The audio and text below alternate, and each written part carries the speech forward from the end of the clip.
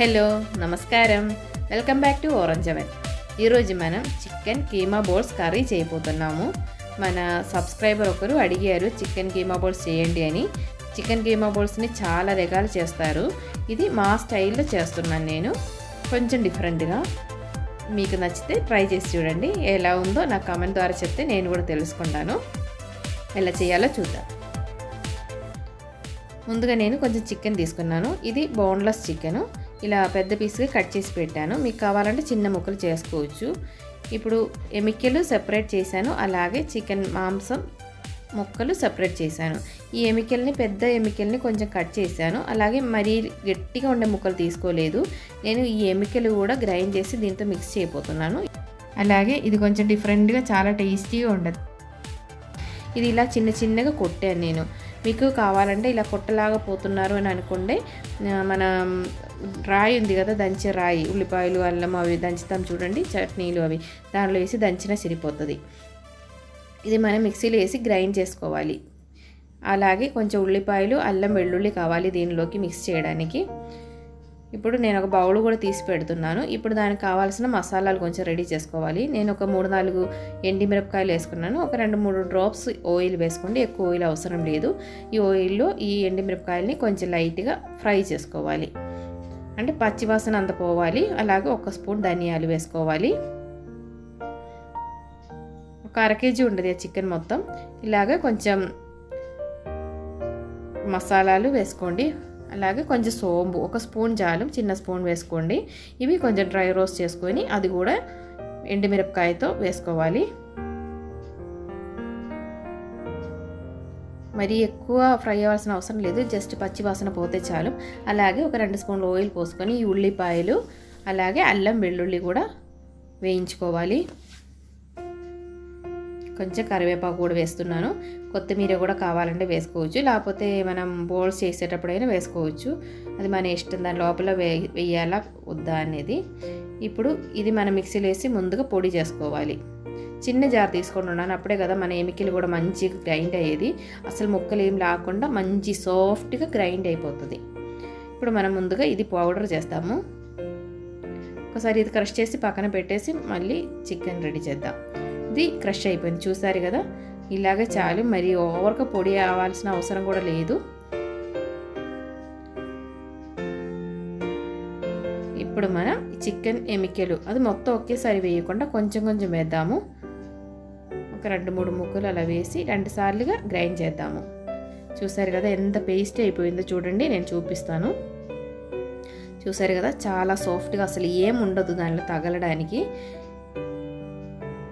మా చిన్నప్పుడు అయితే మామూలుగా మన దంచుకునే రాయిలో వేసి దాంతో దంచుకొని రెడీ చేసేవాళ్ళు ఇలాగ బౌల్స్. కానీ చాలా టేస్టీగా ఉండేది అప్పుడు. అందరికి కలిసి ఇలా ఒక పండగలాగా చేసుకునేవాళ్ళు.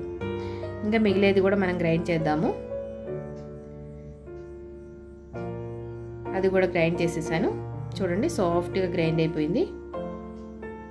ఇంకా మనం ఈ మాంసం ముక్కలు మొత్తం ఒకేసారి వేసేస్తున్నాను.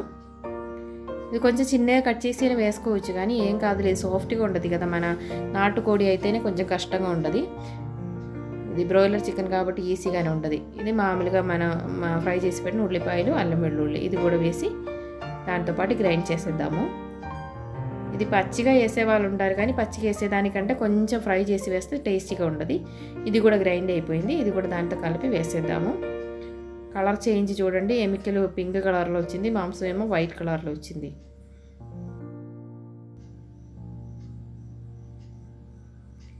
ఇది కూడా వేసి మిక్స్ చేసేసుకోవాలి. ఇంకా కలిపేటప్పుడు కొంచెం ఉప్పు కూడా వేసుకోండి. కొంచెం ఉప్పు, దీనికి కావాల్సిన ఉప్పు వేసుకోవాలి. మనం బయట ఉప్పు వేసినా అంత పట్టదు, అందుకే కొంచెం మసాలాలు దీని లోపల మిక్స్ చేస్తున్నాము. కొంచెం మిరియాల పొడి కూడా వేస్తున్నాను, 1 స్పూన్ చాలు. బాగా కలుపుకోవాలి. బాగా కలుపుకోకపోతే ఈ మనం మిక్స్ చేసిన మసాలా పౌడర్ అనేది అన్ని చోట్ల ఉండకుండా అక్కడ ఇక్కడ అలా ఉండదు. ఇప్పుడు బాగా మిక్స్ అయిన తర్వాత నేను ఒక 1.5 స్పూను కొబ్బరి నూనె వేస్తున్నాను. మీకు ఏ ఆయిల్ ఇష్టమైతే ఆ ఆయిల్ వేసుకోవచ్చు. కొబ్బరి నూనె కూడా వేసి బాగా మిక్స్ చేసి పక్కన పెట్టేద్దాము.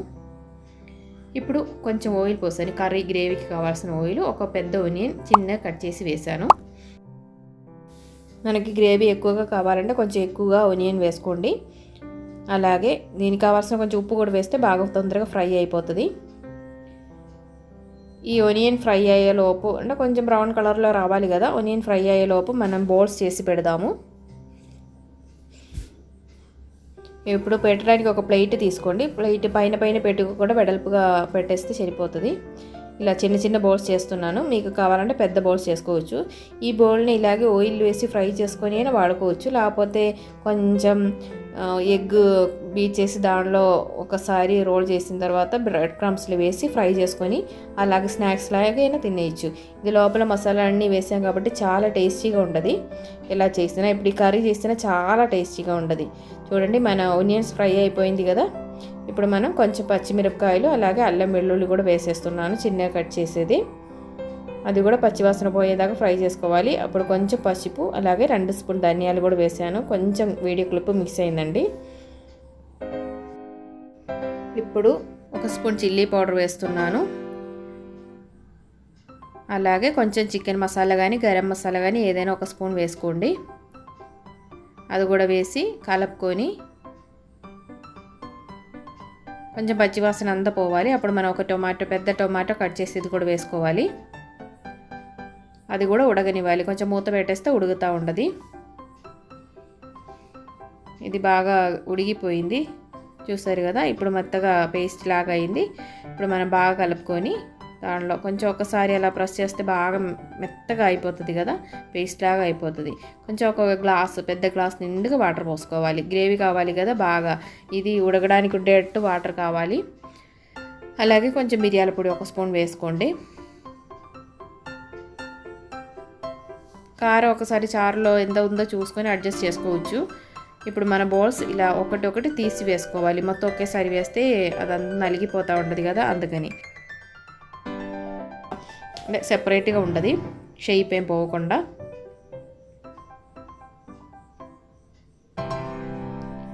అలాగే మొత్తం వేసేసాను. వేసిన ఎమ్మంటే అసలు స్పూన్తో కలుపుకోకూడదు. జస్ట్ కడాయి ఒక్కసారి అలా కదిలిచ్చేసి మూత పెట్టి ఒక 5 మినిట్స్ అలాగే ఉంచేస్తే ముక్కలు గట్టి పడుతుంది కదా, అప్పుడు మనం తిప్పుకోవాలి చిన్నగా. చూసారు కదా. ఇప్పుడు ఇలా స్లోగా తిప్పేసుకొని మూత పెట్టేసేయండి. మళ్ళీ ఒక 10 మినిట్స్ తర్వాత ఓపెన్ చేద్దాము. సిమ్లో పెట్టేస్తున్నాను. ఇప్పుడు 10 మినిట్స్ తర్వాత ఓపెన్ చేసి ఒకసారి మిక్స్ చేసేసి కొంచెం కరివేపాకు కొత్తిమీర వేసుకోవాలి.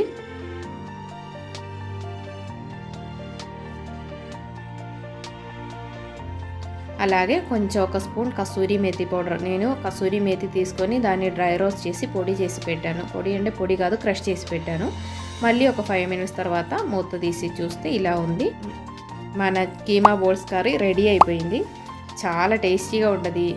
అలాగే అన్ని చపాతీకి అన్నానికి అన్నిటికీ బాగా టేస్టీగా ఉంటుంది. అందరూ ఒకసారి ఇలాగే కూడా ట్రై చేసి చూడండి. అందరూ హెల్తీగా ఉండండి, హ్యాపీగా ఉండండి. Thanks for watching. Orange continues. Bye bye.